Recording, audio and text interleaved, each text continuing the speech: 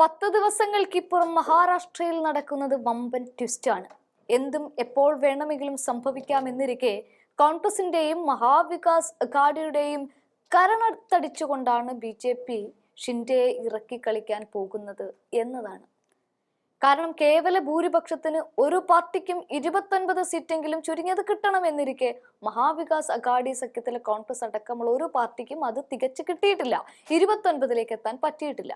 കോൺഗ്രസിന് ആകെ കിട്ടിയത് വെറും 16 സീറ്റ് മാത്രമാണ്. എന്നാൽ മഹായുതിയിലെ BJP 132 സീറ്റ് നേടി കേവല ഭൂരിപക്ഷത്തിന് തൊട്ടടുത്തെത്തിയപ്പോൾ ഷിൻഡെ ശിവസേന 57 സീറ്റുകളാണ് അവരുടെ പോക്കറ്റിലാക്കിയത്.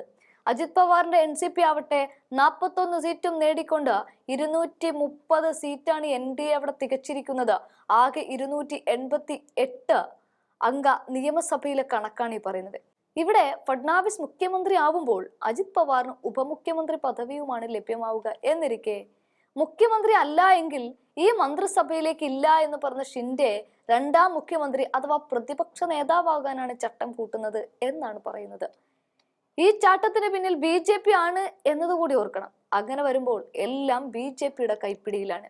എല്ലാം BJP പറയുന്നത് പോലെ നടക്കും. പ്രതിപക്ഷത്തിരിക്കുന്നതും അതും BJPയുടെ അതേ ടീം. കാരണം 57 സീറ്റുള്ള ശിവസേനയ്ക്ക് ജനാധിപത്യപരമായി പ്രതിപക്ഷത്ത് തന്നെ ഇരിക്കാം. അങ്ങനെ വരുമ്പോൾ മഹാവികാസ് അഘാഡി സഖ്യം മഹാരാഷ്ട്രയിൽ യാതൊരു ബലവുമില്ലാത്തവരായി മാറും. BJP എടുക്കുന്ന തീരുമാനങ്ങളിൽ, കൊണ്ടുവരുന്ന ബില്ലുകളിൽ എതിർപ്പിന്റെ ഒരു ചെറു വിരൽ അനക്കാൻ പോലും ആകാതെ നിന്ന് വിയർക്കേണ്ടുന്ന ഗതിയിലേക്കാണ് ലോക്സഭാ തെരഞ്ഞെടുപ്പിന് പിന്നാലെ ആ പാർട്ടി മാറിയത് എന്ന് പോലും പറയാം. ചുരുക്കം പറഞ്ഞാൽ ഉപമുഖ്യമന്ത്രി സ്ഥാനം ഏറ്റെടുക്കാൻ തനിക്ക് താല്പര്യമില്ല, അധികാരത്തിൽ നിന്ന് വിട്ടുനിൽക്കാൻ ഞാൻ ആഗ്രഹിക്കുന്നു എന്നൊക്കെയാണ് ഷിൻഡെ സൂചിപ്പിക്കുന്നത്. അങ്ങനെയെങ്കിൽ ഏക്നാഥ് ഷിൻഡെ പ്രതിപക്ഷ നേതാവാകട്ടെ എന്നൊരു ഓപ്ഷൻ BJPയും NCPയും മുന്നോട്ട് വെച്ചിട്ടുണ്ട്. ഇതാണ് ഇപ്പോഴത്തെ വിവരം. മഹാവികാസ് അഘാഡിയെ ഇതുവഴി പ്രതിരോധത്തിലാക്കാം എന്നും മഹായുതി കണക്കാക്കുകയും ചെയ്യുന്നുണ്ട്. തങ്ങൾക്ക് 2 ഉന്നത സ്ഥാനങ്ങൾ ഉണ്ടെങ്കിൽ അതിൽ സർക്കാരിന്റെ സുഗമമായ പ്രവർത്തനം ഉറപ്പാക്കുമെന്നും എതിരാളികളായ മഹാവികാസ് അഘാഡിയെ തരം താഴ്ത്താമെന്നുമാണ് BJPയും NCPയും കണക്കാക്കുന്നത്.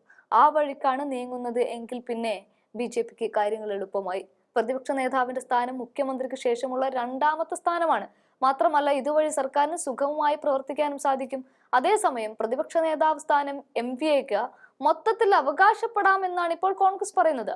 തെരഞ്ഞെടുപ്പിന് മുമ്പുള്ള ഒരു സഖ്യം ഞങ്ങൾക്കുണ്ടായിരുന്നു, അതിനാൽ മഹാവികാസിന് പ്രതിപക്ഷ നേതൃത്വത്തിന് അവകാശവാദം ഉന്നയിക്കാം, ഞങ്ങൾ അതിന് അവകാശവാദം ഉന്നയിക്കും എന്നൊക്കെയാണ് കോൺഗ്രസ് വക്താവ് അതുൽ ലോന്തേ പറയുന്നത്. എങ്കിലും ഷിൻഡെ ആ പദവി വേണമെന്ന് പറഞ്ഞാൽ മഹാവികാസ് അഘാഡി സഖ്യം വെറും നോക്കുകുത്തിയായി മാറും എന്നതിൽ യാതൊരു സംശയവുമില്ല.